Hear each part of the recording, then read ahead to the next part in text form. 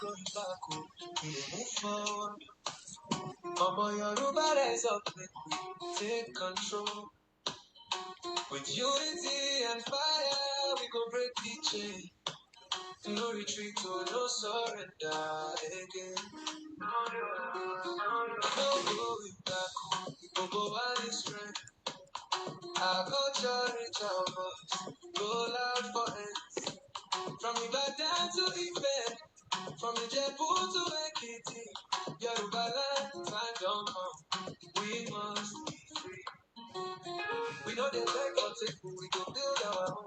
And that's all Moya from the root to the drum. Omoluabi, we stand on truth. No fear, no shame, we raise our history deep like rivers. Wisdom flow, we they shine like the sun. Shout out to the elders, warriors of past. Now our turn to make the vision last. Like on me, I am me. Look at me, speak the fact. And that's the track. Let go with the dream of a land so great, where justice they flow and no day wait. Education, culture, we build them high. Lift our flag, make it touch the sky. Make me come on yata, now go see. Say Yoruba people, we be lion breed. We go sing, we go dance, we go plan, we go build with love and strength. No go back, go. We move forward. Mama Yoruba rise up, take control. With unity and fire, we go break the chain. No retreat, no surrender. No going back. Over one is strength. Our culture, reach our voice. Go loud for from Ibadan to Ife, from Ijebu to Ekiti. Yoruba land, time don't come. We must be free. Yoruba nation, no run. Yoruba people, we rise and rise. Ashe, Ashe, Ashe, Ashe, Ashe, yeah.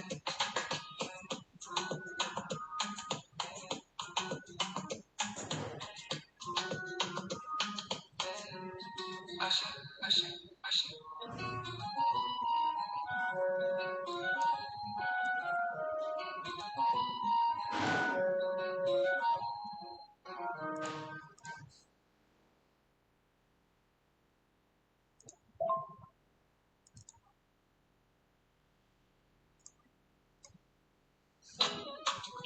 Yoruba nation, awakening time don't come.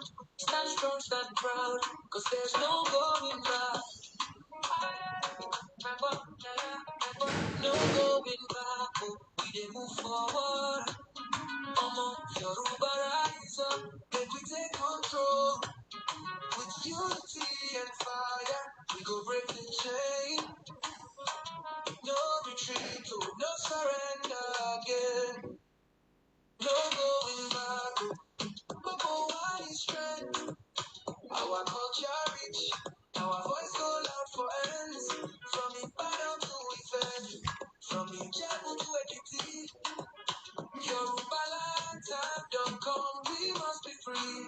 We know the bed for the table, we go build our own. And that's on from the roots we grow. Omoluabi, stand on truth. No fear, no shame, we dey raise our youth. History deep like rivers. Wisdom flow, we dey shine like the sun. Shout out to the elders, warriors of past. Now our turn to make the vision last. Like Bomi Rara, oh, Baba. Meyami Kwami, oh, we move attack. Kudomi Daka, oh, speak the fact. Yoruba Lawani, that's the track. And more we dey dream of what I'm so great. But justice they flow, I know the way. Education, culture, we build our high. Lift our flag, make it touch the sky. Ready to come, I have to now go see. Say Yoruba people, we the lion breed.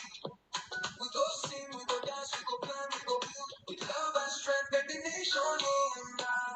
We dey move forward. Yoruba rise up, make we take control. With unity and fire, we go break the chain. No retreat, oh, no surrender again. No going back, but one is strength. Our culture, our voice go loud for ends. From Ibadan to Ife, from Ijebu to Ekiti.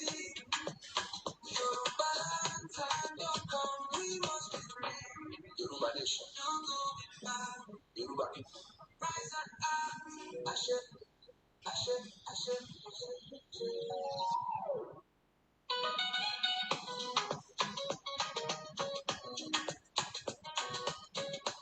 ẹ bá pín program yà kí gbogbo abẹ ṣe ń darapọ̀ mọ́ wa àpò àlàjọ ọdún náà aṣọ́pọ̀lọpọ̀ bẹ ṣe ń wọlé ní méjì mẹ́ta ẹ bá wa pín broadcast we live and this is the 7th. Yoruba people, we rise and now. Ashe, Ashe, Ashe, Ashe.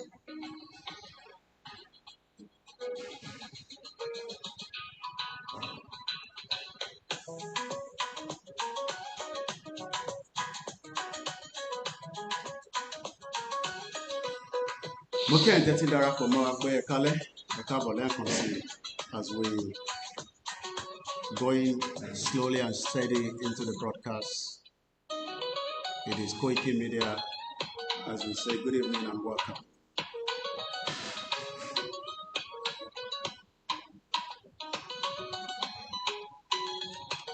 Aki Abawa, the Alan of Ron, the professor, the man that leads one of the biggest movements in the history of mankind. So Mukiwa Kaleo, and welcome back once again to the transmission. We are live and we are also extending our greetings to all those in the diaspora.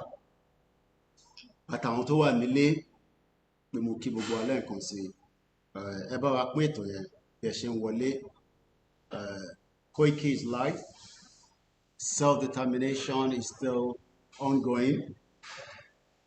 Quite a lot of expectation, which is normal.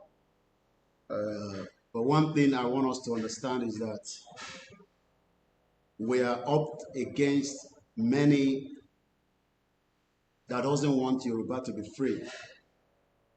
And as long as Tabati is the back of our mind, and we are working according to the leader of the movement, then we are likely to succeed.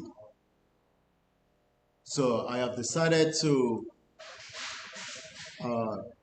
remind us, Biba Bawano Shiman remind wa, either Dr. Chief Sunday Gbowo, either Professor Adebanji Akintoye, either Kayode Emola, or all the groups, our Mamawa, there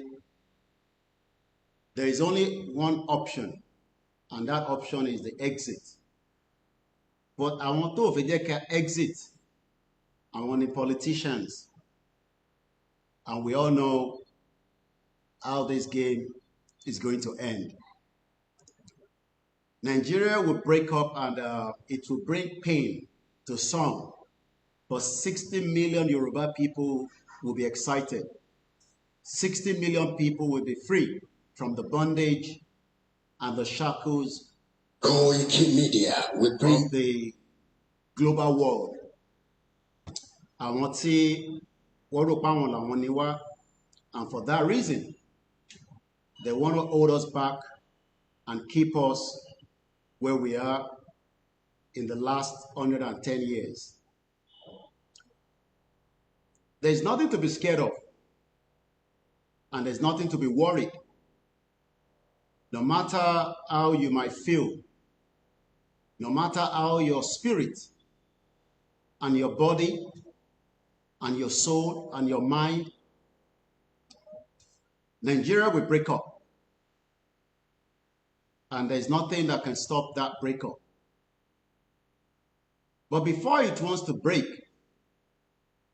Nigeria is also fighting back so that it doesn't break up.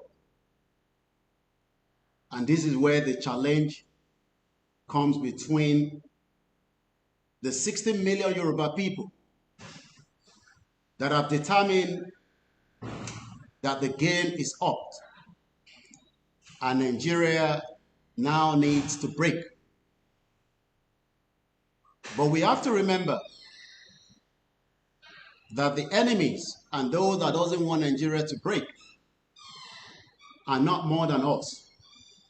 And that means we have to do everything possibly best to make sure that the country breaks, because that is the only solution and the problem that millions of Yoruba people and others are facing in the current state of Nigeria.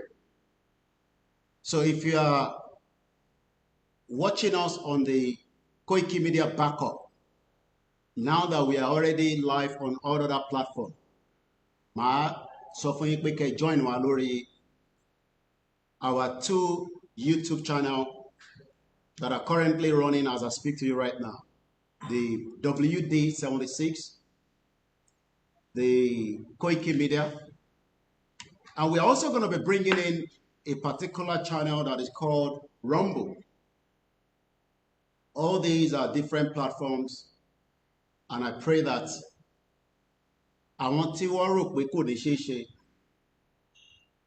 let me assure you, after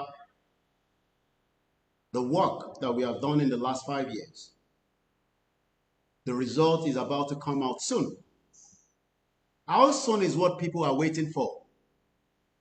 But like I stated in the topic that I'll be treating this evening for the next 3, 4, 5, 2, depending on the strength. Nothing could sink nothing could sink that is wrong with the Yoruba Nation movement. In case the Banwa are worried, in case you are one of those that are probably concerned, let me put it out there that there is nothing wrong with the movement. The movement is still ongoing, and Yoruba will become an independent country. And nobody in the state mind will be able to stop it. They might pass, do, and try everything. Nigeria is what is fighting back, because Nigeria itself doesn't want to break. But Nigeria will eventually break up, and nobody would have the power and the strength to confront the 60 million people, from the indigenous people of the Yorubas and the Biafra, the others, the Hausas, the Ijos, that everybody has now come into the conclusion that Nigeria is not viable and it cannot be moved forward. Whatever the lies that the politicians are putting out there, whatever the gimmicks, nothing can stop the actualization of an independent Yoruba country. And that is going to come in very limited time, as we have been working under the leadership of Professor Adebanji Akintoye and all the team. Many of you are worried, but there's nothing to be worried about. There's nothing to be concerned. We must hold on our spirit, the spirit of the determination that the breakup of Nigeria is going to happen. We are praying, and we are also working. And as many of us that are asking many questions all the time, what is happening? What is the delay? It is because your body is not yet prepared for the independent of an independent Yoruba country. Agbọ́dọ̀ jẹ́ kí body wa máa prepare for the exit, rather than allowing our body to tell us that kò tí possible. Yoruba ti lọ. Because when the British came, we were not asked whether we want to remain one. When we are going to leave Nigeria, Bola Tinubu will not be able to stop it. It is beyond his strength. Akpabio, the Senate president, will not be able to stop the breakup of Nigeria. It is far beyond the strength. The whole of the Senate, the Nigerian military will not be able to stop it. The Navy, all your 6 governors, or should I say, as many of you think that Kwara and Kogi is not one of us. Ìpínlẹ̀ Kwara is going out of Nigeria. Kogi is opting out as well. So do not be worried, do not be concerned. Whether I am live or not is not the issue. The issue is that 60 million Yoruba people have spoken and they have made their mind. They are terrible people. We don't want to live with them. But we want to live with them when we have a country that we can determine how they will live with us under the rules of our own country. Just like Igbo people will go and live in Germany, and they understand that when you go to Germany, the same thing goes with the Hausa. We cannot have cordial relationship with the Fulanis. All the countries are defending their borders. All the other countries around the world are protecting their own citizens against those that want to take away them from their own independent nationality. The white people are now becoming more concerned. As I speak to you this particular day, Nigerians are now being deported from the Republic of Ireland. On April 25th, or thereabout, 45 Nigerians were deported from the UK. We will deport the Igbos that do not want to live with us in our independent country. But those that want to live with us, we will allow them to live under the Constitution. We will deport the Hausa that doesn't want to understand that the game is no longer in Nigeria. We will deport whoever we want to deport. But let me remind all the Yorubas that your spirit, your body, your mind should now remain as an independent citizen of a Yoruba country. It's not just about the rally. The actual end result is that Babakitoye must and have every right to depend on the 60 million and go ahead and declare a Yoruba country in no time. Rather than 2027, there will be a lot of destruction and chaos. I have said it. All those governors and politicians do not have the strength. But wọ́n fẹ́ mọ̀ di abájọ ni, wọ́n fẹ́ mọ̀ di abájọ ni, àìmọ̀ di abájọ ló bí wọn ní bí wọn nínú ló fọ́ wọn lórí. Wọ́n fẹ́ mọ̀ bí tí Babakitoye àti Igboho fẹ́ gbà kọjá. Wọ́n fẹ́ mọ̀ bí tẹ́yìn ọmọ Yorùbá fẹ́ gbà tí Yorùbá máa fi di independent country. Òyìnbó gan wà worried. They are preparing a lot of contingency. I can assure you that America is going to leave Nigeria very soon. They're working quietly. You might not know, but I'm telling you. They will evacuate quietly before you know, you realize that empty building. All the countries around the world are preparing for the breakup of Nigeria and preparing for the nations that will take up. When Babakitoye give us the go-ahead to go out on the street, there will be what they call defiance. We will not allow anybody within Yoruba land to tell us to do this. So do not be worried. I see very program. Koiki Media. Èdè ní 7th tí a mọ̀ sí ọjọ́ keje oṣù kẹfà 2025. As of our governors, it becomes very late when we have come out. But they have that bit of room. One thing they are trying to tell us is that we are cowards and they're also waiting in Tamashi. What did you say? There will be chaos, there will be destruction. I am saying it. Borrowed our land and has misused it for the last 110 years. Ní Nàìjíríà tí ó ti lo ìlú wa nílòkulò. Kò lò nílò kó ṣàǹfààní fọ́mọ Yorùbá. Ó lò nílò ìbànújẹ́ àti òfò àti gbogbo tí a lè sọ pé a lè tọ́ka pé ọmọlúàbí ni wá mọ́. Ibi tó lo Nàìjíríà lé wa lórí nìyẹn. Ṣèbí yẹn ló ń jẹ́ káwọn ọmọ Ìgbò lè máa sọ̀rọ̀ sí wa ṣàkàṣàkà. Tó tún sọ fún wa pé àwọn làwọn ní Ilé-Ifẹ̀. Èbí yẹn ló ṣe ń sọ̀rọ̀ sí wa ṣàkàṣàkà títí dé Lagos àti gbogbo ilẹ̀ wa. Ìyẹn náà làwọn Haúsá náà ṣe ń ṣe ṣàkàṣàkà lórí ilẹ̀ wa. Látara pé gbogbo kìíní àti ọ̀pọ̀lọpọ̀ nǹkan tí a fi ń sọ pé identity wa kò sí nínú Nàìjíríà. Àfi tá bá gbára wa síta tá dá dúró gẹ́gẹ́ bí independent country. But tí bá wá wo àwọn tí wọ́n ń pera wọn ní nǹkan yìí, mò ń rí Ọ̀tẹ́dọ́lá. Ṣé tí wàhálà bá bẹ̀rẹ̀ ní sí ṣé Ọ̀tẹ́dọ́lá lè dúró sínú Nàìjíríà? Ìbéèrè ni mò ń bi wọ́n. Ṣé tí wàhálà yẹn bá bẹ̀rẹ̀ ní sí ṣé Ọ̀tẹ́dọ́lá ṣó lè dúró sínú Nàìjíríà? Ṣé Dangote lè dúró sínú Nàìjíríà? Ṣé Dangote lè kà wá mú? Ṣó lè dá wa? Ṣé Dangote bó ṣe lówó tó tí gbogbo 60 million bá dìde ṣé ó lè pin wa mọ́lẹ̀? Ṣé Bill Gates lè dá Yorùbá nation dúró? Ṣé Tinubu lè dá Yorùbá? Wọ́n lè dá dúró. But in tó máa end up ni ó máa di blood, ẹ̀jẹ̀ máa ta sílẹ̀ gan, bó Yorùbá sì máa lọ. while Baba Akintoye is trying to avoid the bloodshed, I know that in my body. Mo mọ̀ pé Baba Akintoye fẹ́ avoid pé kó má di ìtàjẹ̀sílẹ̀, torí pé ìtàjẹ̀sílẹ̀ kò ní mú nǹkan tó dá wá. Àmọ́ in tó máa bí òun ní Yorùbá Kingdom, Odùduwà Republic. Ṣé àwọn ọba, kí má dárúkọ, torí mo wà very careful pẹ̀lú àwọn ọba wa, ṣé àwọn ọba lè dá Yorùbá Nation dúró? Wọ́n lè dá dúró. Then kí ló wá ń fà á tí wọ́n fẹ́ make sure pé àwọn fẹ́ protect Nàìjíríà lórí àwa? I have sat down many times and think about it. Pé why tí a ṣe láti wọnú situation tí gbogbo ẹ máa di chaos ká tó exit?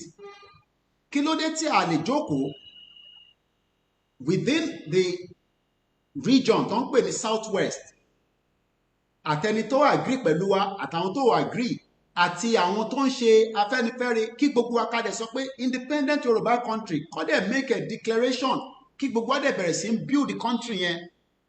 But kò ní ever rí bẹ́ẹ̀ o, àfi táwa kan bá sọ fún wọn pé enough is enough. Enough is enough yẹn làwọn fẹ́ mọ bí tí enough yẹn máa gbà jáde. Ọ̀rọ̀ Fúlàní pa wá kọ́ lọ́rọ̀ tó wà nílẹ̀ mọ́. Ẹni tó bá ṣe ń sọ̀rọ̀ Fúlàní pa wá, wọ́n jí wa gbé, ìyẹn lẹ gbé dání. Ọ̀rọ̀ ọmọ Yíbò fẹ́ gbalẹ̀ mọ́ wa lọ́wọ́ kọ́ ló wà nílẹ̀. Ọ̀rọ̀ gbogbo tó bá gbà lẹ́mìí wa pé bí Yorùbá ṣe máa dá dúró, òun ló yẹ kó wà níwájú wa. Anything short of that kò lè mú kankan jáde. Kò sí news tẹ́ fẹ́ report lára Nàìjíríà tó máa mú àtúnṣe wá. Tàbá kàn report àwọn news yẹn àtàwọn tó ń sọ náà, mo kàn fi pé bóyá wọ́n kàn fi ń gbé jáde pé ká lè rí, ká lè mọ̀ ni. Bá reporting any news nínú Nàìjíríà for another 30 years kò ní mú any ìdàgbàsókè kankan wá. Torí pé nǹkan kan tí kò fi ní mú wá ni pé identity wa ó ti wà embedded nínú Nàìjíríà. Intade fi lè yọra wa síta nísìn ni pé ká pull out, ká lè rí identity yẹn, ká lè fi wá máa fi ṣe gbogbo nǹkan tó ń wá ṣe gẹ́gẹ́ bí ọmọ Yorùbá. But a ti wá rí pé bí bàbá wa àṣà, bàbá yẹn níta bá ń dúró de pé ká unite ká tó lọ, à ń tọra wa àlọ́bì kankan. Tàbá ní a fẹ́ unite gbogbo ọmọ Yorùbá pátá, pé lágbàtà bá ti wá ṣe unity tán ká wá tẹ̀síwájú. Kò ń ṣe pé nǹkan máa bàjẹ́, nǹkan ti bàjẹ́ already. Ẹni tó bá ní nǹkan ìtì bàjẹ́ níbi tá délé ní after 110 years, because a lè máa mú Nàìjíríà láti independent, a gbọ́dọ̀ mú láti 1914. That means pé a ti gbé pẹ̀lú ra wa for 110 years, kò dẹ̀ tí sí in tó ń pè ní identity wa tí wọ́n respect lórí ilẹ̀ wa. Àwa náà lè má respect identity wọn lórí ilẹ̀ tí wọn, but lórí ilẹ̀ tí a mọ̀ pé àwọn kan ló jà fún, títí ta fi lè máa sọ nísìn pé the Yoruba people. Mo bá fídíò kan pàdé tí bàbá wa professor tí wọ́n ṣe pẹ̀lú brother mi Ọmọlúkà 4 years ago. Ó kàn pọ́pọ̀, máa extract ẹ̀ jáde nísìn. Nígbà tí mo wá tún fídíò yẹn gbọ́, mo wá realize pé táwọn kan bá ní kò ní tí ì ṣe nísìn, ẹ jẹ́ ká ṣe sùúrù díẹ̀ sí, ẹ má ẹ̀ka ìtí lọ, ẹ jẹ́ ká get it right, is a delay tactics just to keep Nigeria alive. In tó lè mú kí Nigeria kó lọ sílẹ̀ lálẹ́ òun ni pé tí Baba Akintoye bá jáde kó declare Yorùbá nation. Tí Nigeria bá ti di pé a gbọ́ Nigeria mọ́ létí wa, tí à ń gbọ́ pé Yorùbá independent country ló wà lórí ilẹ̀ wa, then the game has changed. But bàbá ń lọ ní ètò gẹ́gẹ́ bí Ọlọ́run ṣe fún wọn ní làákàyè. Wọ́n ń tò ètò yẹn láti 5 years And the 5 years has been fantastic. And nobody can ever say that bàbá yóò tí gbé Yorùbá débi tó yẹ kó dé. But àwọn tí à ń rò kó yá wọn máa fọwọ́ kún bàbá, wọn ò ní fọwọ́ kún bàbá. Ọmọ Yorùbá tó yẹ kó fọwọ́ kún bàbá pé kí iṣẹ́ yẹn lè tètè yá, òun náà ni president Tinubu. But Tinubu already mo kí mọ́ sí mi dáadáa, ẹ má bínú pé mo ṣe pàṣá níbẹ̀ yẹn, torí pé tí ìyá Yorùbá tó bá pé ìyá yìí gbà tí ó bí mi ó discharge mi pé ẹjù nù torí àti ráwọn ọmọ tó ń bí nísìn ní Ìbàdàn ní last month, ọmọ kékeré wọ́n bí wọ́n jù nù tó bá pé ìyá ìbí mi náà nígbà tó bí mi ní May 31st 1978 o lè má mọ̀ tẹ́lẹ̀ 47 years old, àgbà ti dé, èmi náà ṣe ọmọ kékeré mọ́. I was born in 1978. So wọ́n expect mi pé kí n gbọ́ sí àwọn tó wà lókè, àwọn tí wọ́n wà lókè tó ń pín àwọn ní governor tí wọ́n mọ̀ pé ọmọ 47 years old àti 60 àti bàbá 90, àwa mẹ́tẹ̀ẹ̀ta yẹn bàbá wa ń bá gbogbo wa sọ̀rọ̀. Bàbá ṣé gbogbo wọn ta ló ju bàbá Akíntóyè lọ nínú gbogbo àwọn tá à ń sọ yìí? Ṣé Tinubu ju bàbá Akíntóyè lọ? ẹ wo Tinubu bó ṣe rí nísìn, ṣó lè dára ẹgbẹ́.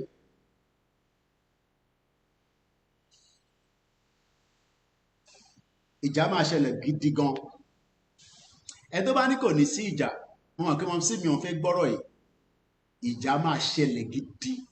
In tí kò fi ní sí ìjà òun ni pé àwa 60 million ta accept pa fẹ́ lọ kárẹ́dì láti defend ẹ̀ tí bàbá Akíntóyè bá ti fún wa ní all go and the green light.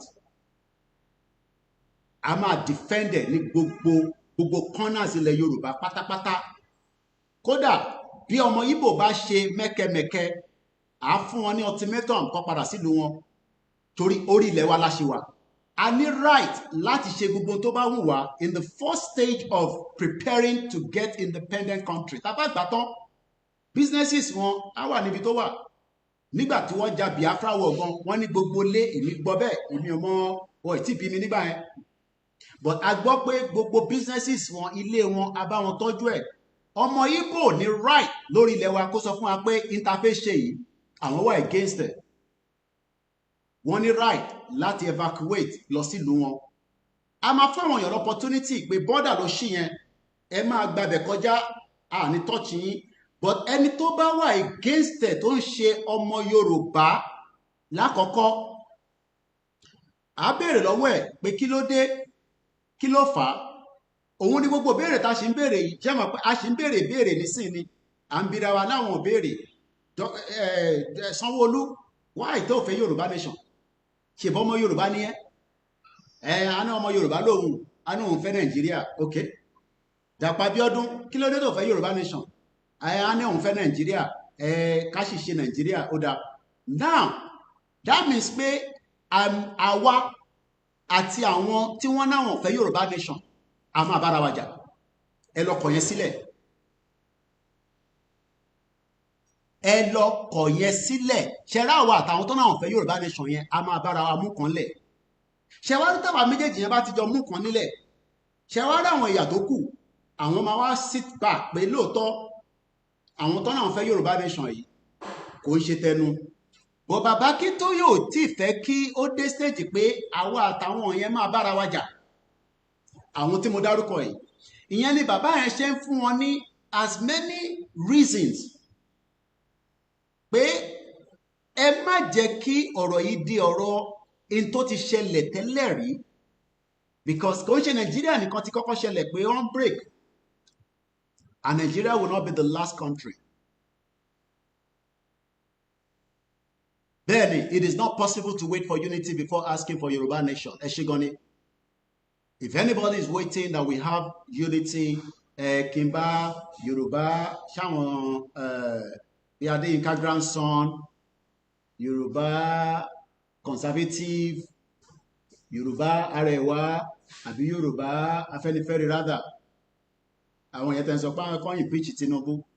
instead kó dá orúkọ mọ́ wa wọ́n ní kó impeach Tinubu èmi ọmọ bí tó ti máa impeach Tinubu and many others like that.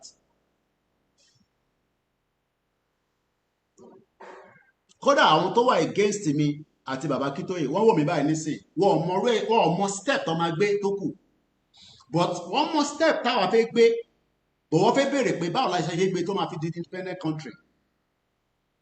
I have had their audio yín máa ń dọ́dọ̀ mi lóòótọ́ but I'm not going to respond to it because ní any fact Kóìkì ẹ sọ fún Kóìkì DSS kìíní kan ṣé ta bá bẹ̀rẹ̀ gbàsàgbàsà ṣé DSS lè kó gbogbo wa ṣé wọ́n lè kó gbogbo 60 million Yorùbá sínú barracks tí bàbá Kítóyè bá ní ká jáde láàárọ̀ láníṣe kó di woro sí woro bí àṣà àrà ó lé tẹ́ntẹ́ kó di fàájá ṣé wọ́n lè kó gbogbo wa kọ́kọ́ gbogbo wa nísìn pé ó yá ẹ ráp gbogbo wọn up àti Kóìkì ẹ lọ jù wọ́n sínú prison bẹ́ẹ̀ ṣe gbé Nnamdi Kanu sínú prison no níbo ló máa gbà kọjá ṣé wọ́n kàn máa kó gbogbo 60 million wọ́n máa kó wa lọ sí north ni wọ́n lọ tì wá sínú prison so ẹ̀yin tẹ́ ẹ̀ tí mọ̀ pé freedom èèyàn fẹ́ jà fún ni òun lẹ ṣì ń sọ ṣẹ́dẹ̀ tó bá ṣì ń sọ̀rọ̀ ọlọ́pàá àti DSS nínú movement yìí ẹ̀ tí mọ̀ pé fẹ́ gba Yorùbá nation tàbá ṣì ń sọ̀rọ̀ pé ọlọ́pàá fi mú mi DSS máa gbé wa àìtí ṣẹ́rí gbogbo àwọn ọmọ tó lọ ń bust yẹn torí pé àìtí give order àti go ahead ni tó bá give go ahead nísìn ní state kankan DSS ọlọ́pàá àti sójà wọn ní lè ṣe kankan lórí state yẹn but torí pé wọ́n fi strategic àtọgbọ́n àtòye tọ́lọ̀ fún Yorùbá torí wọ́n ever defeat wa rí lórí ilẹ̀ wa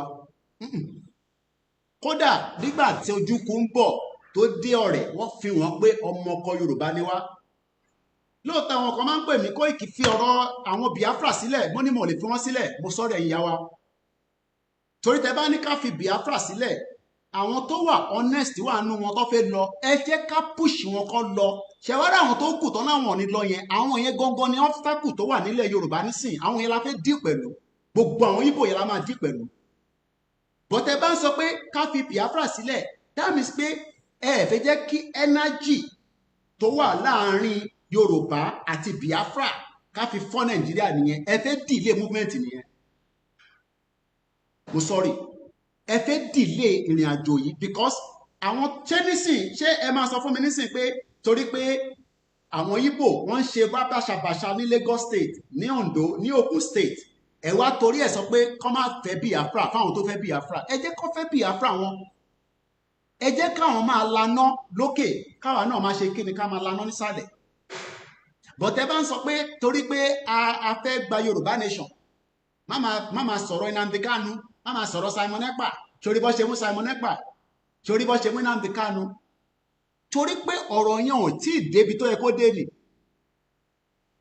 ṣé mọ̀ pé Biafra ti lọ tán nígbà civil war wọ́n ti lọ tán but àwa Yorùbá là jẹ́ kó lọ Biafra ti lọ pátápátá tó bá ń sọ̀rọ̀ pé wọ́n ti exit Nàìjíríà but in tó fi ń sọ pé Yorùbá ló ní ọgbọ́n yẹn ẹ fi tó kù sílẹ̀ fáwọn tí wọ́n ń tọ́jà àwọn leaders wa lókè káwa táwa jẹ́ àwa followership wọn káwa máa jókòó ká máa dúró de that final button ọ̀rọ̀ yẹn dàbí Amẹ́ríkà nísìn kò lè pa gidi lọ attack North Korea wọ́n bí bàbá Amẹ́ríkà dá wọ́n bí gbogbo tó ń pè ní America structure dá kó lọ attack North Korea wọ́n mọ̀ pé button kan ń bẹ lọ́wọ́ ọmọ àlè yẹn torí ọmọ àlè ni torí pé inú ilé tí ọmọ àlè bá wà á máa sọ fún wọn pé òun máa bà nǹkan jẹ́ ọmọ àlè ti wà láàrin wa àwọn ló ń bà nǹkan jẹ́ so tẹ́ bá wọ́n sọ nísìn pé ẹ fẹ́ Yorùbá nation wọ́n máa bà nǹkan jẹ́ ju bó ṣe dá lọ mò ń wo Tinubu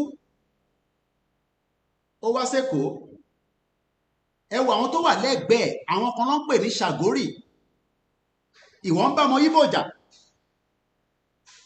ìjà tẹ́ ń bá ọmọ Ìgbò jà ẹ ṣe bá Ṣàgórì jà ìgbà tẹ́ ẹ̀ mọ Ṣàgórì ẹ̀yin rí Ìgbò as our enemy but ẹ rí Ṣàgórì tó wà lẹ́gbẹ̀ẹ́ Tinubu as your enemy when Ṣàgórì fúnra rẹ̀ can be the next governor ó lè mú ọmọ ẹ̀ wá láti France kó wá di governor mọ́ yín lórí ní Lagos state, but ẹ rí yẹn èyí tó yẹ kí a smell everybody ká smell wọn ká má fi kan sílẹ̀ fún kan.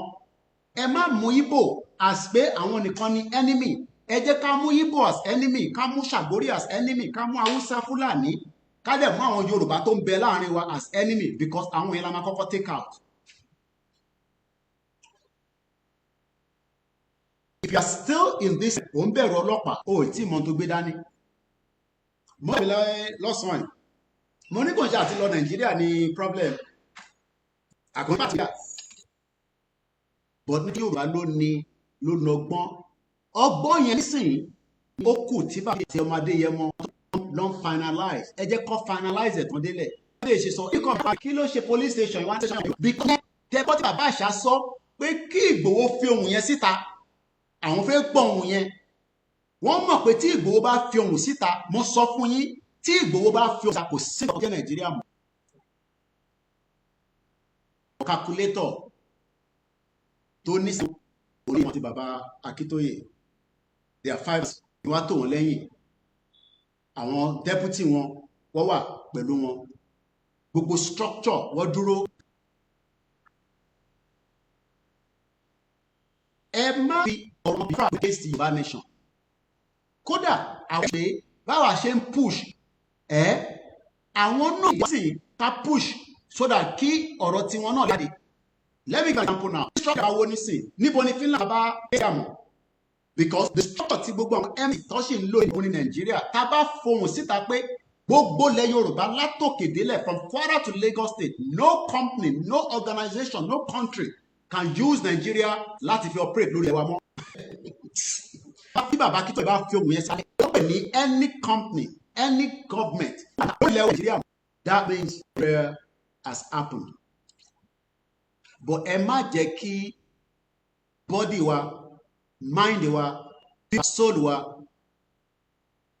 change into wà lẹ́mìí wa. Kí ni nǹkan tó wà lẹ́mìí 60 people? And that should be where we stand. And we must not feel lórí jókòó. And I welcome you once again. The structure is there to run our government as quickly as possible. The structure is already there, ó ti wà available. Tí bàbá Akíntóyè bá declare Yorùbá nation lálẹ́, structure tó máa gbé ó ti ready, both the diaspora and those at home. But the question I'm asking again is, àwọn wo ni wọ́n fight back so that Nigeria still remain one? Àwọn wo ló ń fight back? Àwọn tó ń fight back dà pé kí Nigeria kó continue pọ̀ tó 60 million Yoruba people that want the total exit. And we must never be self-led. Gbogbo tí Tinubu fi ṣe structure tó náà fi structure lé ní ilẹ̀ Yorùbá ni. Gbogbo aṣáájú Bọ́lá Ahmed ilẹ̀ build structure yẹn. And the structure of the religion. Gbogbo tó fi ṣe pé òun ni ìtàn pè lé ní ilẹ̀ Yorùbá náà ni. And I pity àwọn ọba Yorùbá because aṣáájú Bọ́lá Tinubu máa fi ó máa bá between the 60 million Yoruba people that are now saying that an independent country la fẹ́, Bọ́lá Ahmed Tinubu gbogbo ẹni mo fi sọ, ó máa fi tiẹ̀ kó bá gbogbo ọba ilẹ̀ Yorùbá láti Kwara títí dé Lagos state. Ọ̀pọ̀lọpọ̀ àwọn èèyàn ti sọ pé if we have an independent country and it becomes bloody, kó tó di pa àgbà, the chances that our kings will survive it is very, very limited. People are saying that. I believe that gbogbo àwọn ọba tó ń pẹ́pẹ́nu tó ń ṣe bí ìgbà tó jẹ́ pé ọ̀rọ̀ tá gbé dání kò ní any important. I can only say to them kó padà sínú chambers wọn, kó accept now that 60 million Yoruba people do not want to be part of Nigeria anymore. I want them to go back, kó padà sínú chambers wọn, nínú àwọn palaces wọn, kó jókòó pẹ̀lú àwọn tó jẹ́ àwọn team wọn, because ọba kankan ní palace kankan lọ́nà àwọn tí wọ́n jọ ń sọ̀rọ̀ tó jẹ́ àwọn caucus. Kó bẹ̀rẹ̀ sí ń rò pé ǹjẹ́ bàbá Akíntóyè tó ń sọ nísìn pé ká gbéra ńlẹ̀ táwọn dẹ̀ sì fẹ́ defend Nigeria, kí ni ó máa ṣẹlẹ̀ if they refuse to accept the truth and nothing but the truth?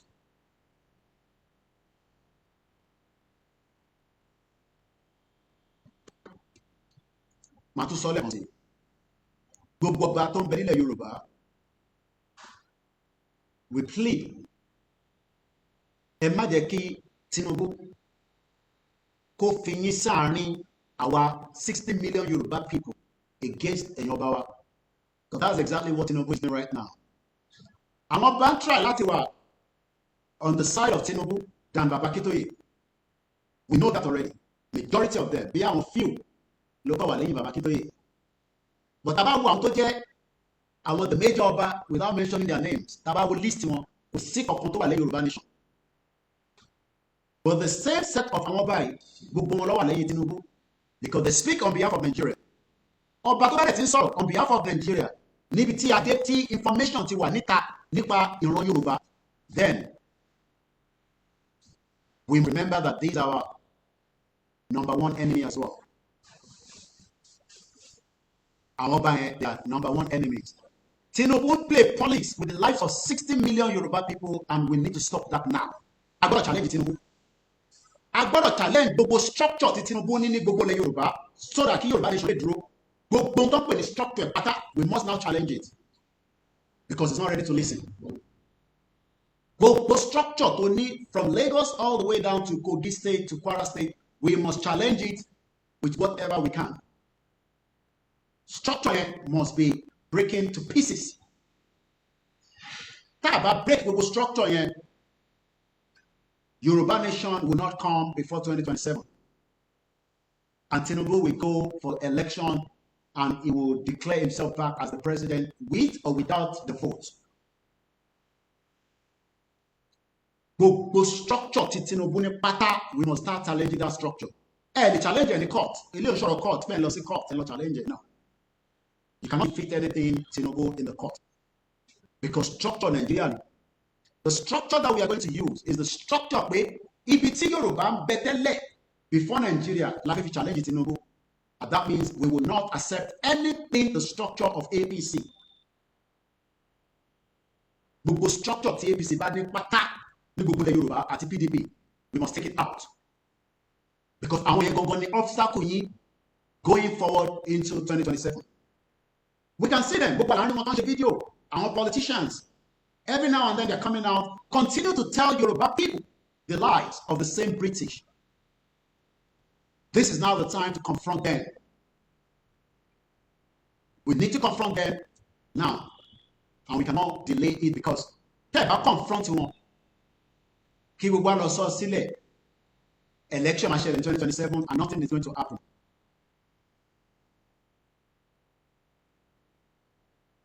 So this is the time to go and challenge those structures. Whatever the structure are within Yoruba land, we will not accept that structure anymore. We take it out. We take that structure out, because Baba Akíntóyè ti bá wọn sọ̀rọ̀ for 5 years continuously, telling them nothing but the truth, and nothing but the truth in Nigeria is not meant for. But they're not going to listen to Baba Akíntóyè, because these are same set of people that still wants to defend Nigeria and protect Nigeria. You know these people. To confront them is to ask them. And if you ask them and they're not ready to back down, we'll let them know that there will be chaos and destruction, because if you follow structure any political thing in Yoruba land again, structure anything short of that, election will hold Yoruba land again in 2027. Anything short of that, election, we go ahead whether our people vote or not. And that means the Yoruba nation will have to wait another 4 years because they will defend it with their own blood, just as they are doing so right now.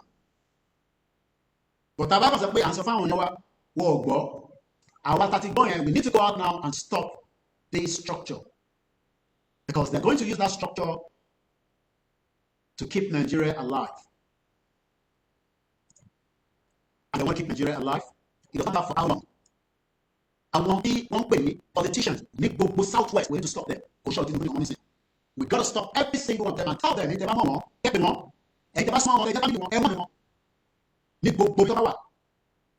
the Yorubas, are not going in line with your structure anymore. Ethnic privilege in democracy for 26 years. Failed country for 110 years. That's more than enough to get structure and they set the bottom. And that is what we need to do. And we need to do it very fast, without any delay. The longer we delay it, the more Nigeria will continue to break. And the more Nigeria is breaking, the more the lives of our people will still be backwards with the fake identity. We have to be aggressive to get our country. Very, very aggressive. If you are not aggressive to get our country, then what are we going to be aggressive for? Mokimisa Abiodun George, Aluka Adebola Muke, Olariwaju Taiwo, Peter Olade, a very good evening and welcome. Oluwaseun Itunu, Aki Grama, Aki Sheye, Aki Mukisa. Please share the program. Yoruba Nation is not just one on social media. How big the structure? This is the game. Tibuati hour within the Yoruba Nation. We must start preparing even before the announcement of the rally. I know the rally is going to bring Yoruba Nation. I know that. I know that many of you know that as well. Because it's rally will be only Yoruba Nation. But and we allow the structure to name, then the rally will fail and we will not get an independent country. Because rally we must take down all the structures within Yoruba land as political. It just rally we take down anything. I am not talking about the individual now. There are many structures within Yoruba land. Don't get Nigeria Shima invested in our lives. We've got to be aggressive and we've got to take it out as quickly as possible. In case there are more who can. So when Babadi Toye is talking to the governors and politicians, telling them, Muki Yawako, Pakende Salami, very good evening, Boko. Macron, Grill, good evening, Muke, Ruby Giant Plan B, Okudari, Bubuino Muki, Yoruba Freedom. I know I've not been on, but I can tell you, my spirit, my mind has not left Yoruba Nation yet. Because I know some of you, Tebari Wafunjo Meta, Muki Mr. Tajuddin Ibrahim, Muki Nibaraba, Muki Nikiti, Muki Mamu prepare for the Yoruba. Ọ̀rọ̀ Yoruba Nation, kọjá stage, I'm better ọlọ́pàá, I'm better I'm better Navy, I'm better government. We must never be scared of all these institutions because these are the structure of Nigeria and they have to go down. If not, we're not going to get this country and we'll just lament again next year, in 2 years' time, until we come out and do election. We must not give any room after Tabati Daddy because I don't know how long the rally will hold before Baba will move to the next stage because I am not privileged to know everything Baba has on the table. So that you do not go out again and start quoting me as many of you have done in the past. I am just giving us what it might take to our country. Having a country, you will not have to wait for the white people that have already destroyed that same identity for 110 years. Britain is not going to back Biafra and Yoruba. These are the two most powerful tribes, indigenous people, that can now bring down the structure of Nigeria. But our paper Ipoja, that are the Biafrans, because we don't want them. But there are some Igbos that are still also keeping the same structure of Nigeria. So any blame people, you will blame your own people. You got to blame your people. You cannot continue to blame the Igbos when your own people are still want to keep Nigeria as well. Those are the structure you got to take down. When the Igbo knows that we are taking out the structure of Nigeria from our own end, Igbo will have to sit back and understand that the structure is gone. Some of the structure are your banking institution. And when we not operate in Nigeria for those structure must now, we must start telling them, go to the bank, go to Yoruba. Go and start telling them that the Yoruba people want to lead and they must now understand that so that if you do not go and tell Otedola that has the biggest share in the first bank Nigeria will not operate the Yoruba land without anything apart from policies structured to work. One of the powerful tools that they're using is the banking system. That structure must be won. And we give the final warning. The GT Bank must be won. Wema Bank must be won. Access Bank. All the banks, okay, whatever the banking structure in Yoruba land, we must now tell them that Yoruba country is coming. And they must start preparing for independent Yoruba country. These are the structures that I'm talking about. Dangote must be given warning that the structure belongs to Yoruba land, not the Fulanese on Yoruba land. The Igbos must also be given the warning. The Hausas, the foreigners that live in Yoruba land, we must start telling them the truth. These are the work that you can do. These are the work that you can also start preparing for. So that we are telling them now. The Yoruba nation, self-determination, freedom, we will be exploring intellectual property and economic rights. We will work with countries. Okay, this man 1, 2, 3. But many structures do not want to go out of Yoruba land and they are enriching and losing Nigeria. But Port Authority will be shut down if we are serious about Yoruba country, but we must warn them ahead. Ship go on the dock, so they are, if not, there will be many multiple casualties. The more the machine has said we keep ship from our dock, so they you do not control the structure. And you can start thinking about many things that I might not know that you know in terms of this structure. We must warn the Nigerian Stock Exchange in Yoruba land that structure is okay, the building is fine, but that structure will no longer run under Nigeria in Yoruba land. There must be one. You must warn the NTA because our land go to the federal government. So the power of Yoruba nation is about just coming out and say Yoruba nation not going back, and you do not want to attack this structure. Forget it, you are going nowhere. Or you can do 1 hour. And there's not going to be any Yoruba country. But I don't want to say there will not be any Yoruba country because I know 60 million are now determined. Today, I'm closing the bank. I have a first bank account. I am ready to sacrifice that first bank so that I can have a Yoruba banking system to operate rather than the first bank.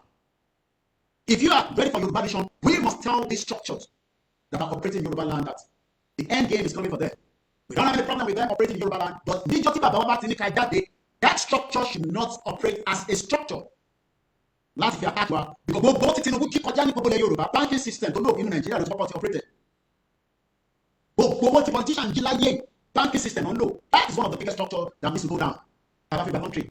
The more the banking system is still operating, you will not have the kind of money like Tinubu or your average politicians that are going to but Yoruba nation should be Ogun State to operate Yoruba land that should have been enriched by people for the people, but unity for Nigeria, we must destroy that structure so that I don't know you. The more that I don't know Ogun State and the rest of the governors, that means they still want you back to remain in that captive association. We must take out that structure. The airport does not belong to anybody, either Yoruba. That structure needs to understand that we want it to operate even during the rally, after the rally. Nobody wants to destroy any airport. But if we are running that airport as a Nigerian airport while we are still out complaining about starting a country, forget it. You are not ready to get a country. So better come and solve fact for our country or come and pay to abroad. Yes, the airport can still be functioning, but we will not accept anything in Nigeria because new airport here, I can fly like it, but they go document Yoruba, that's philosophy state, and I want it to happen during the rally. So much airport will document Yoruba for all Yoruba need those states. No, need Nigerian passport. That is the kind of structure I'm talking about. Nobody has said take out the airport and that airport doesn't happen anymore. We'll send you to anyway. During the rally, I want you to say you are going to those states. If the airport, don't do any airline that will take me from those states during the rally, we will not use the Nigerian passport. I'm at the airport here, I can fly out. People will go Ghana. Nigerian passport, people will do Nigerian passport. Yoruba document money, Yoruba document, Nigerian passport. But we did Yoruba, that's the rally. These are the kind of things we need to start thinking. Yoruba nation, no. We must be determined and we must be ready for whatever the calamity and the chaos that's going to happen. Because we think of anything short of that, we are ready. Appreciate it. And 2027 will happen. It's just 2 years down the line. That structure needs to go. The power needs to go back to the indigenous people of the day. If you're going from Nigeria, from Yoruba land, I am not going to open the republic. No custom should be able to stop you. Over crossover. Custom to stop it. We must ask them. Structure will know. Just structure Nigeria will know. And structure the Yoruba. Anything short of that, we are not ready. Anybody to cross, we must tell them that we want it to be there. They're not going to attack you. Because they never man brother. But structure will know. Directive will know. Check directive to federal government. The man go directive to federal government. They're going to not. Because here you go.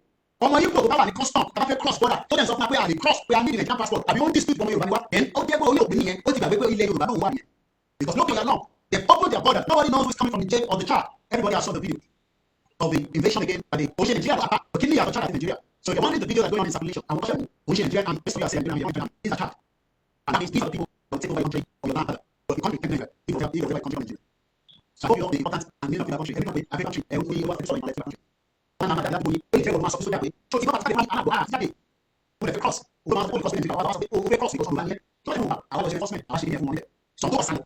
moment we are out of rally, we must understand that country. So go away, Papa, or answer it. One more country, but today, another country, that's what I did. That's what I did. Whatever. I did 2 years, 5 years. So we stand there, you 60 million people still there, you are attacking. Because we need to deal with structure to deliver. You deal with that structure. Structure, what do we that structure without this, all the one that that's the kind of thing I'm telling you to pray for. tí mo gbé ó lọ structure Nàìjíríà pátá fúnra mi àbẹ̀rẹ̀ ṣé àlùbọ̀ àṣọ. Okay, when you go to Chad, when Mali, as Mali to Chad in Nigeria, these are people that are coming. And they're coming very fast. If we leave them, they will invade your land. They will take your people. And the Nigerian military can no longer protect us. So, I understand that we want Baba to come out and give us the go-ahead. But if by any time, she will be see. Because if Baba will not defeat Baba, she will not defeat one. Because you will not defeat everyone knows that. Our one. Our one like Nigeria government. Àwa náà lè la máa jagun tì sí àdèmá já àjàyè la máa jà kò dìgbà tí a bá jà tó gbé ìbọn dání. Those structures must go down, especially structure tó bá ní òun ò fi gbọ́ràn. I want us to listen to this. This was 4 years ago. Perchance mo fi bá pàdé. This was Babakito speaking 4 years ago. Now bring 4 years back to the front and you realize that gbogbo tí mo ti sọ pẹ̀lú tí Babakito sọ ní 4 years ago. Baba is still on the right track and is doing everything kí Yorùbá fi kúrò nínú Nigeria, but Tinubu is doing everything to keep us in Nigeria. We have the savior and we have the enemy. Who is our savior? Professor Adebanji Akintoye. Who is the enemy? Bola Ahmed Tinubu. Yes, we have it very well. Ọ̀tá tí a ní nísìn òun ni Bọ́lá Tinubu. Olùbàdàn nísìn tí Ọlọ́run fún wa lọ́wọ́lọ́wọ́ nísìn Olúwa Akintoye. But Tinubu, if every window you have in share, please send it to all the APC group and tell them that that structure will go down. Yeah, we mean it. Structure APC and PDP and Labour Party will not continue in Yoruba. Because these are structures that are holding us back. And they are determined to hold us back until they are satisfied. Neither of them are satisfied. Don't be deceived. Pretend we use your politician until they would never accept the breakup of Nigeria. The barrack with the breakup of Nigeria is not going to come easy. So that she 3 days fasting. You know that power. The fasting is just to clear the airway for us spiritually to go and do what we need to do.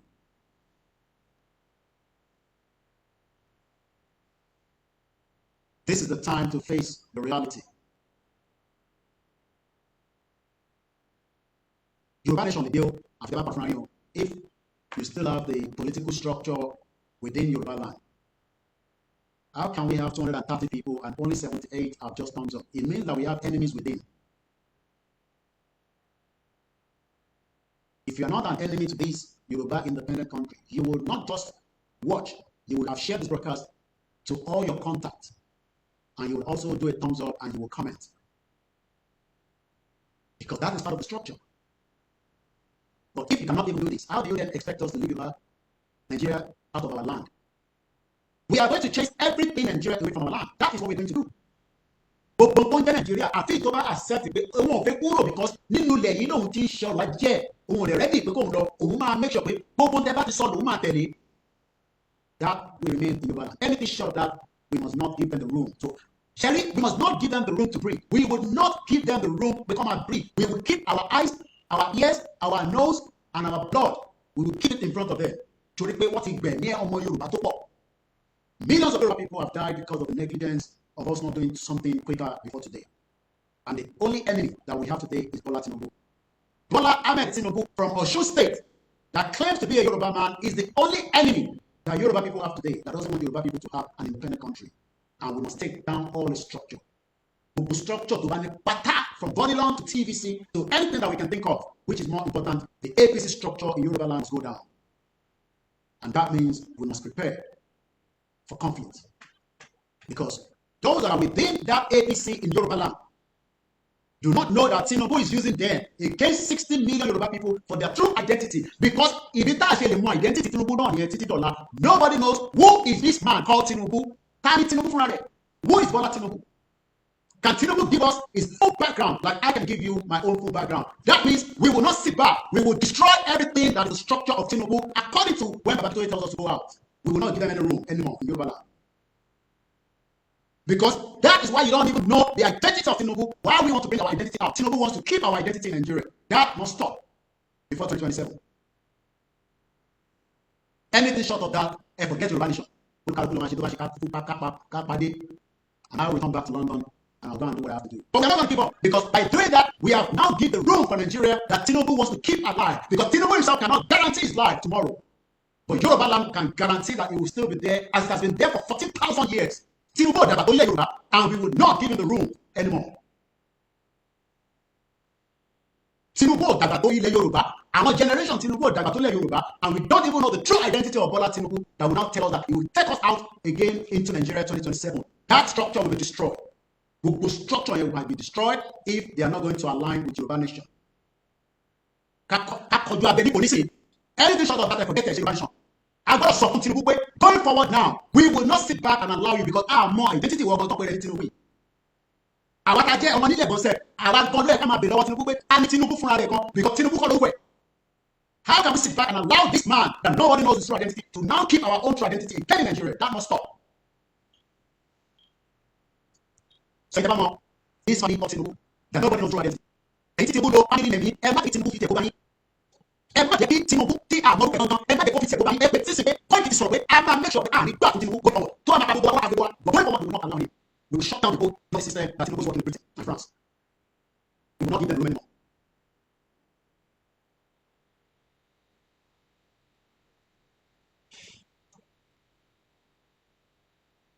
Okay, well, like I said, ẹ má jẹ́ kí Tinubu fi tẹ̀kọ́ bá yín, ẹ̀yin tẹ́ni family nìyẹn, because it will be a big disaster. Because kó má yẹ pé gbogbo family yẹn gan tó ń pè ní Tinubu can go into extinction, because it's going to be bloody. Gbogbo ẹ̀yin tẹ́ni family name tẹ́ni pé ayé ní Tinubu yẹn, be very very careful, because Tinubu máa fi tẹ̀kọ́ bá yín. Tinubu tó guarantee life ẹ̀ títí dàrọ́ la, ilẹ̀ Yorùbá can guarantee their life pé ilẹ̀ Yorùbá yìí ó ti exist for thousands of years and it will remain so. So tell Tinubu the game is now already up. Game tó ń play ti tán nílẹ̀ Yorùbá. Gbogbo ẹ̀yin tẹ́lẹ̀ sọ pé pátá pé ẹ máa defend Tinubu, ẹ̀mí máa bá lọ. Pátá látòkè délẹ̀ lọ́mọ kékeré lágbàlagbà, ẹ̀mí máa bá lọ. Whoever will defend Tinubu going forward before 2027, so that kílẹ̀ Yorùbá má bàa wá síbi tó ń bọ̀, then prepare that ẹ̀mí náà máa bá lọ. Ẹ̀jẹ̀ yìí la máa fi ta ilẹ̀ lẹ́yìn. You saw how the blood flow yesterday. Gbogbo ilẹ̀ Yorùbá pátá àtẹni tó lówó àtẹni tó lówó lọ fi pẹran. Nígbà tí ẹ máa mú làárọ̀ yìí, òjò àlùbáríkà ló lọ. Òjò ẹ̀dẹ̀ ṣe kí ni ó fọ gbogbo ẹ̀jẹ̀ yẹn lọ. Ẹ̀jẹ̀ yín la máa fi fọ gbogbo ilẹ̀ Yorùbá mọ́ pátá tí ilẹ̀ bá dẹ̀ máa mọ́, òjò á máa gbá gbogbo ẹ̀ lọ sínú ocean. Ẹ má jẹ́ kí Tinubu kó bá yín, gbogbo ẹ̀yin tẹ́ ẹ sọ pé ẹ fẹ́ràn Tinubu. Gbogbo ọmọ Yorùbá pátá ni mò ń bá sọ̀rọ̀. Ẹ má jẹ́ kí Tinubu sọ fún wa pé Nigeria going forward 2027, there will be disaster and chaos across Yoruba land, especially if they defend it. Don't try to defend this enemy of Yoruba land. Ọ̀tá Yorùbá ni kò need more than 4 years to have given us a full independent Yoruba country. But ọ̀tá Yorùbá ni, because kò ní identity. Ọ̀tá lẹ̀ Yorùbá ni Tinubu, gbogbo ẹni mo fi sọ, because ìdí tí kò ṣe ní identity náà nìyẹn. Because tó bá ní identity ni orúkọ bàbá ẹ̀ máa lò títí di wákàtí. Kò lè lórúkọ bàbá ẹ̀, orúkọ tó ń lò yẹn. That is exactly what he wants to do, keep us all 60 million in Yoruba land. Bàbá kí tó lè fọ àwọn ọmọlé ni kò fi àwọn ọmọlé kankan rárá, àbùkù ni, alábùkù èèyàn ni.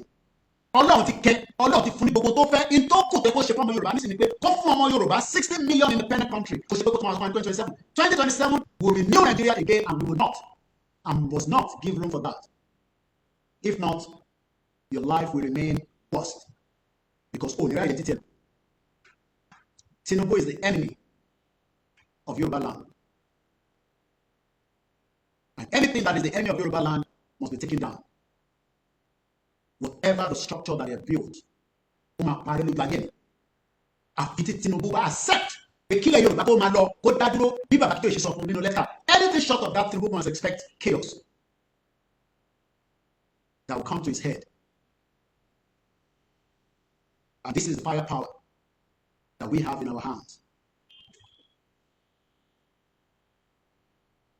Agbára tó wà lọ́wọ́ wa nísìnyí. Agbára láti break down gbogbo tó ń pè ní jagaban structure nílẹ̀ Yorùbá. Torí ọ̀tá ilẹ̀ Yorùbá ní Tinubu. Tó bá ní the number one enemy lẹ́ni, òun ni ó confuse àwọn ọ̀gá ilẹ̀ Yorùbá tí wọ́n lè fi gbó sókè.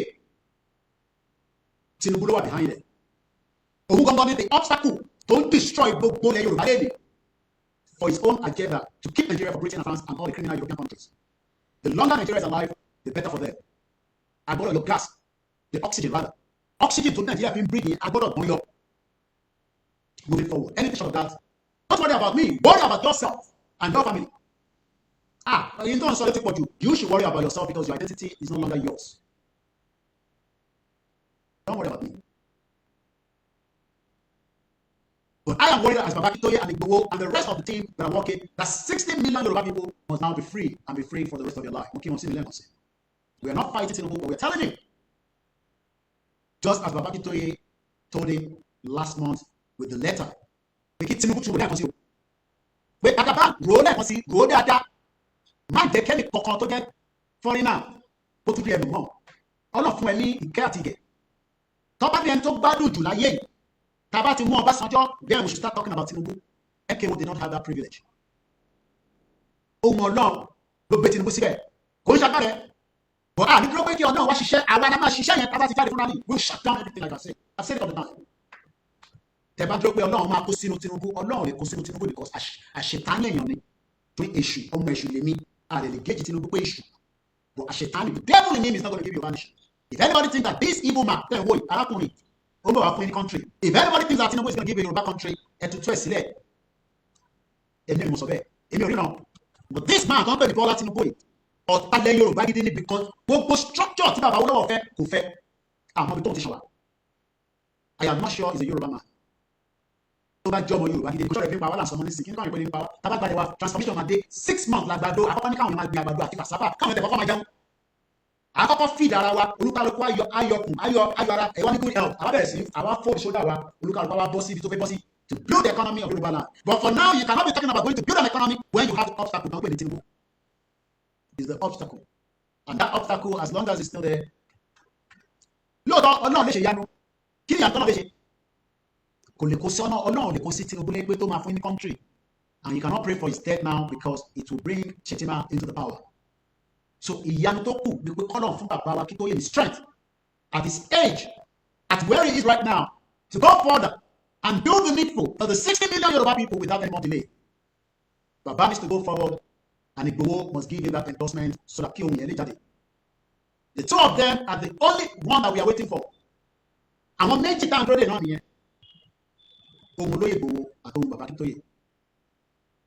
60 million people are waiting for them to give their voice out. 60 million Yoruba people are waiting for Igboho and Baba Akintoye. In Donda, we were doing this in here. So, kàkàkà channel àdúrà wa lọ sí the devil don pè ní Tinubu. Let's channel our energy. We keep Baba Akintoye àti Igboho. Kọ́lọ̀ fún wọn ní ìmánì láti fi fún yẹn síta. Kóhun yẹn kó má pè bó ṣe yẹ lọ́wọ́. Because the 60 million will defend Yoruba land with their blood. I will be one of them. That is the only firepower that we're waiting for. The voice of Igboho and Baba Akintoye. But the enemies of Nigeria are also pushing to make sure that the voice doesn't come out. Most certainly before the end of May. I told you all. The enemies doesn't want Baba Akintoye and Igboho to release their voice and video. Because if the two of them come out tonight, the now deputies won, and make the announcement that we are all coming out tonight, that is the end of Nigeria. And I understand that many of you that are concerned and worried, but our prayer is let the Spirit and the God of the land guide them to the final stage. Nigeria cannot defeat us. Yoruba land has never been defeated before. In the history of Yoruba people for the last 14,000 years plus, we were defeated. I say no reason why we should be scared, worried, or concerned. And that is why tonight I say, and I thought, nothing must change our mind, body, spirit, and soul. And you are change it. Body. System mind to bad that body and stand well. Even though I don't. But this spirit about the law, as long as our spirit is still in this body, everything must stand on independent of our country. And we should be ready to destroy the structure of Nigeria on our territory. This structure of Abonio. This structure of Abonio, they don't have to destroy it. We leave it as it is. But this structure of Abonio, who are the structure? Your government, your deputy, your commissioner, your speaker, your house of assembly, your senators. If they refuse to listen to us, then we will destroy that structure that we are talking about in Nigeria. And we will structure it. And I will go and talk it so that structure will not last. Even if the king cross our line, that structure needs to go. Go back don't cross line here. That structure is to go, and that's the end of that era of that structure. Against the structure,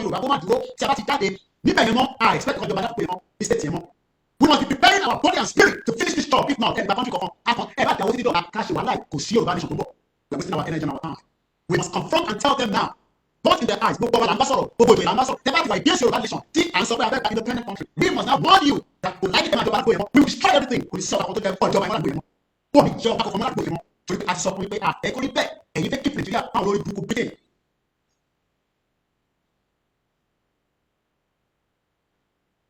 And that is what we should prepare our mind for.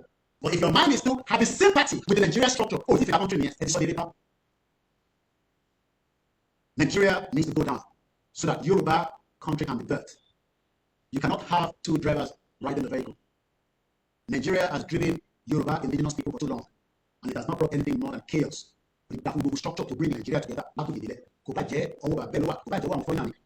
to bring Nigeria to 1914. Although structure and that is why we are where we are today, after 110 years. Most of our people do not even know the left and the right. So Nigeria needs to be destroyed so that the Yoruba indigenous people can go forward. Let's see what I did today and come again. My name is Olam Koike.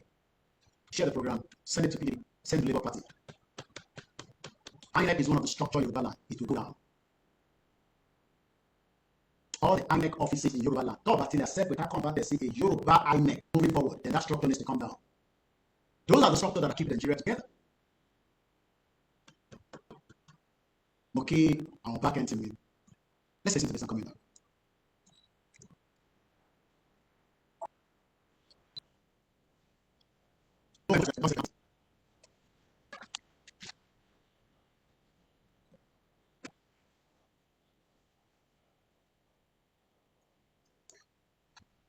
This video, thank God, voice Baba, I know the volume is not that loud. I'll see if I can switch it using another device. Let me switch it from here so that voice will come out a little bit louder. This was 4 years ago. I want us to ask ourselves, nothing has changed within our father. Even after 4 years, Baba is still standing on the fact that this is not about restructuring anymore. You cannot restructure Nigeria. These are still enemies. Anybody talking about a restructured Nigeria? They are part of the enemies of the Yoruba people. And just like Dr. said that I quote in one of these videos that we have played a couple of times, it is just too late for restructuring Nigeria. What are you restructuring? This country that has completely finished, this country that has destroyed the image, the Omoluabi of Yoruba people. What are you going to restructure about it? Let me find that video before we go back to Abaki today. The 1914 amalgamation will no longer have to be renewed going forward. That is the bottom line of all this problem. So we are not here saying that, oh, it's about Nigeria. No, the 1914 is the bottom line. If it's a problem, it's one here. And until we shut down this 1914 amalgamation that has brought nothing more than blood, chaos, the destruction of indigenous people that are called the Yorubas, we must now prepare the final push to the exit of Nigeria out of our land. I'll come back to Babakito again, but I want us to be reminded all the time that the structure holding Nigeria is what we now need to attack, and attack it very well so that it goes down as quickly as possible.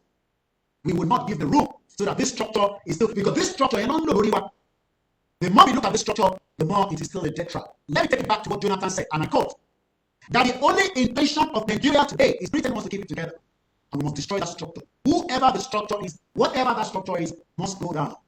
And this is what Jonathan said there.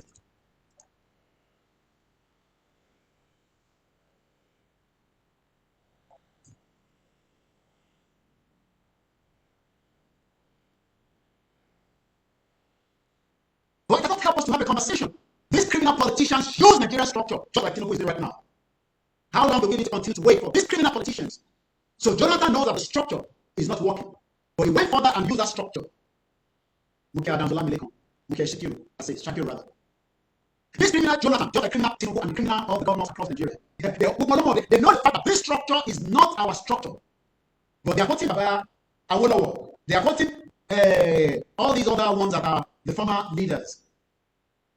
You hear him talking nonsense. That is why we need to attack that structure. We will not give that structure a breathing room again in Yoruba land. Then you must prepare for another election in 2027 using the fraudulent structure that Britain knew from the one that it was wrong.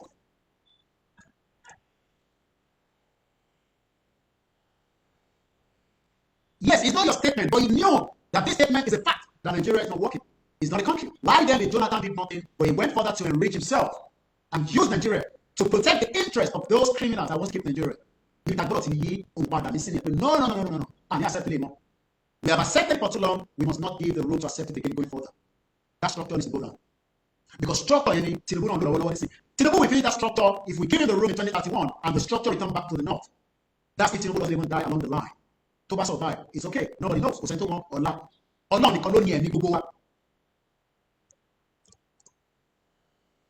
If Nigeria is not a nation, why are we keeping this bloody country together?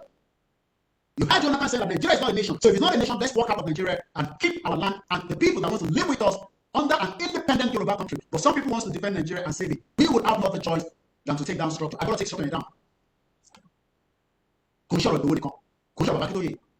And this is why we must prepare and ready on the standby. But we must not give in and say, no. You must prepare because that structure, see what they take out. If they might take it, you won't understand it. Because these criminal politicians, if we stop that structure to move around,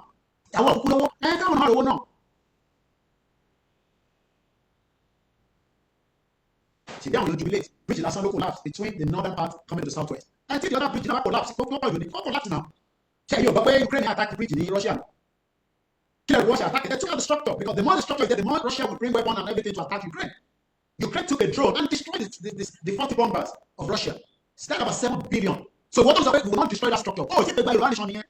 Because Ukraine want to go and destroy bomber and Ukraine Russia before time. Then they will have one reason them to be killed. Russia was attacking them as of yesterday. 3 people died. But Ukraine is not giving up. So you think that Russia doesn't know that they can use that bomber to attack. But one time, when Ukraine drone, all of people attack it, that's what we should also have in our mind. Any structure must go down. You keep saying that, and people will not even know that is going to be the reason why we need to go out of Nigeria quickly. Let everybody have it at the back of your mind. Don't wait for people, you go ahead and do what you need to do to take down that structure. Because structure is going to be enemy to the Yoruba. That's an enemy. Because after independent Yoruba country, and they're going against it. That structure must go down. Today is 7th June 2025, exactly 2100 hours. You're watching the Quick Media Live. Bring it closer to your doorsteps. One hour Pakistan in trade among enemies. Why is Pakistan still operating in Yoruba land? When we know that they are enemies. Pakistan, any business divided Pakistan was shut down within Yoruba land because of Yoruba land. And the same thing goes with any other countries that are operating in Yoruba land. We can see if we can work with them. Jonathan is telling us lies, Tinubu is telling us lies, Blind telling us lies, any one of them is telling us lies, keeping Nigeria together, knowing that there's no unity and nothing is going to work. So if this is a mere geographical expression, why do we want to keep it together? Why not allow it to go their separate ways peacefully? But nothing is going to go peace. So if you're one of those expecting peace out of this Yoruba country, you have by peace. With every means.